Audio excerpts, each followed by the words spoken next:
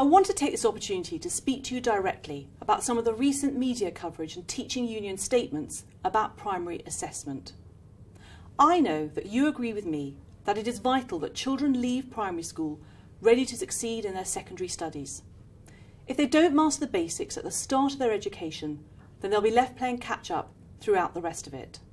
That's why, to make sure that they are set on the right path to success at secondary school and beyond, we need to test that pupils have mastered the basics by 11. Yes, we've reformed the primary accountability system, and no, we're not downplaying the scale of that change. But some of the claims being made by media and some unions aren't just disingenuous, they're plain wrong. We've updated the Key Stage 1 and Key Stage 2 tests and given schools information on these. This includes sample tests which were sent out last summer, giving the sector plenty of time to prepare. More guidance in July last year was released on scaled scores, the way the new tests will report. The fact is we can't say what the scale would be in advance because this cohort is the first to reach the end of Key Stage 2, having studied enough of the new national curriculum. We will publish these scaled scores after the first tests have been administered.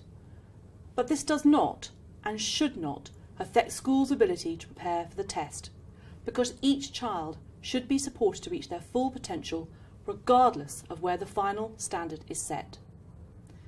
This year's frameworks for teacher assessment are interim for a good reason. We've been clear that we want to listen to the views of teachers and may alter these arrangements in future years so that they work well for you. We know these were published later than we'd hoped, but we wanted them to be as good as they could be at this stage. But let me be absolutely clear. It is only the framework for teacher assessment which is interim, not the tests, as some have claimed.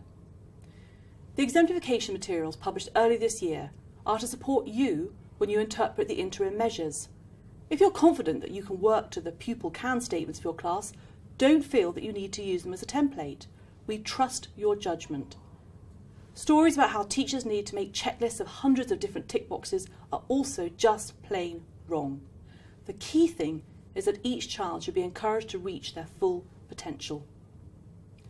Lastly, I want to make clear why we are making these changes.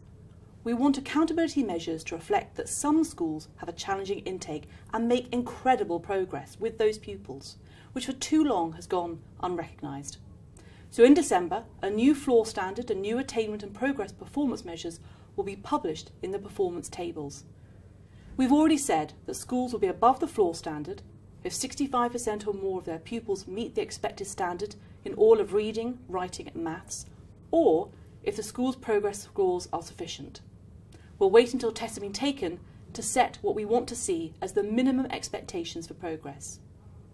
I also want to take this opportunity to thank you for the hard work you're doing on ensuring that every child can reach their potential. Thank you.